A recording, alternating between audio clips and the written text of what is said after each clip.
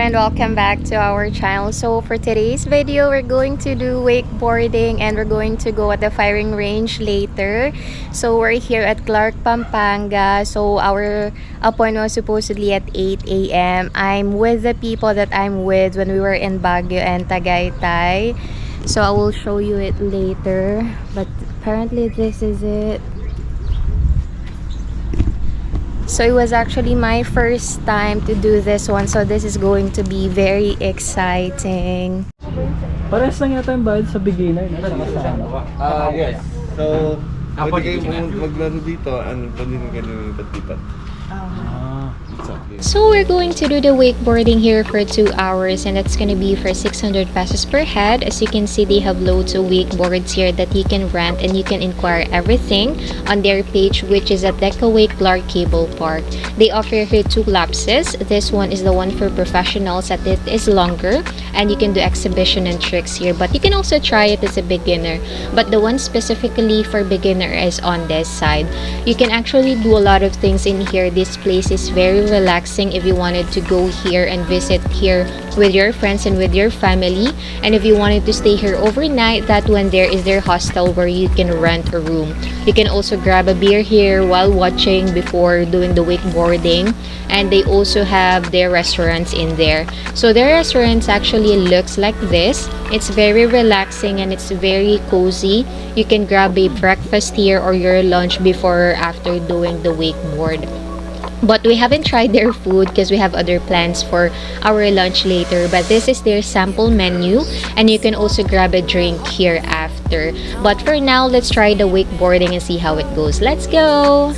Pagkahimila kayo ng tali, yun nyo, squat lang. Squat or upo dito mababa, mas okay dito. Para lang mahanap mo na yung balance.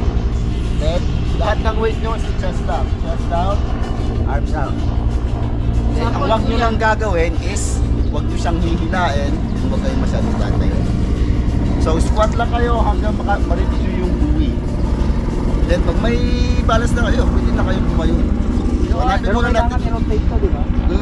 So, dapat pag right-handed, right foot forward. Kasi magdidepende yung board nyo kung ano yung dominant na kamay nyo. Okay?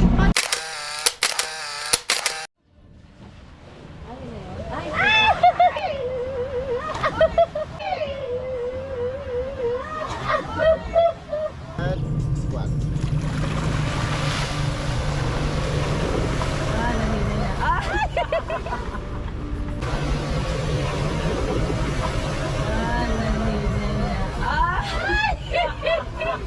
Hindi, ako.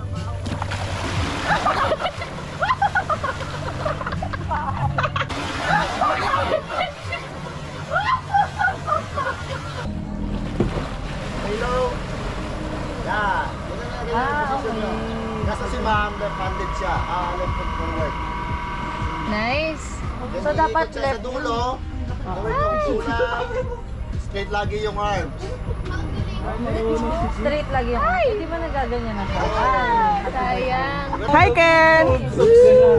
Dapat kasi hindi una makainin sa baka ano nangyari? Superman yard? Parang ang kaya yan. Hindi! Kasi Teka na, wag muna tayo tumawa si Ken pa. Nag-pressure si Ken eh.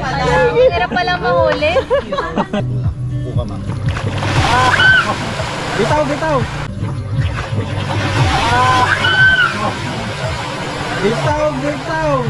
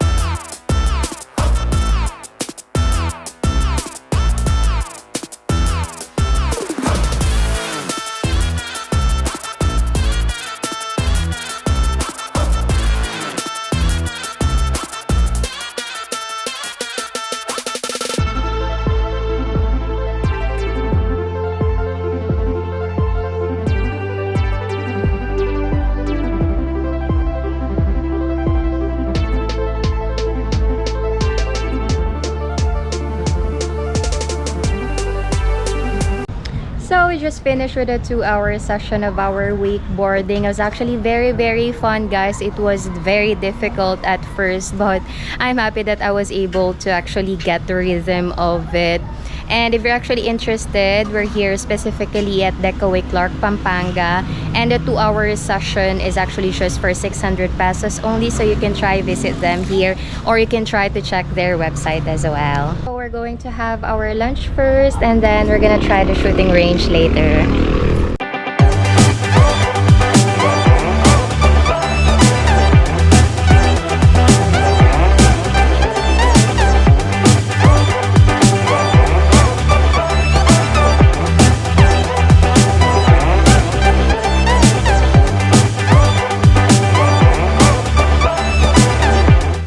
Just finished with our lunch and we're now here at Mountain Clark Firing Range, and this is actually just few minutes drive from Decawake where we had our wakeboarding earlier.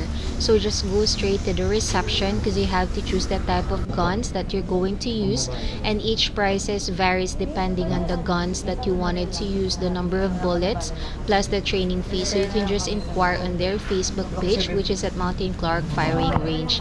So they also showed us the different types of bullets in here, and this is actually how it looks like inside. So there's a division for each group that's trying the firing, and this is going to be our first time, so we're very excited and we're very nervous at the same time because I haven't touched a real gun before, so this is going to be something new to me and one for the book. So this is the gun that we chose, which is a Beretta, and we will have 10 bullets each. So let's go! Itong isang beses, kukuha siya ng panibago.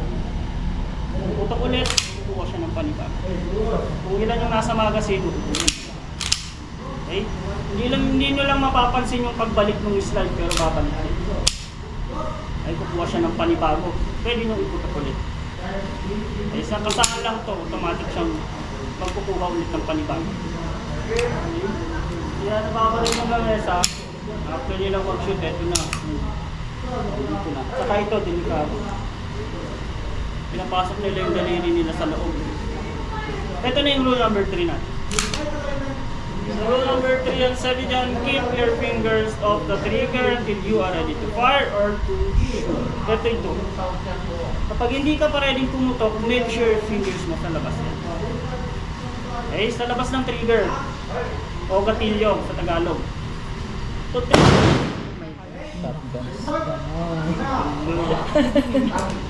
Lakas-lakas ng konti.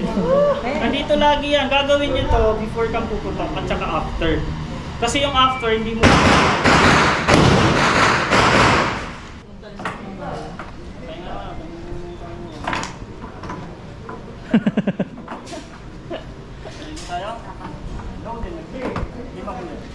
Paano mo na yung kay Bob?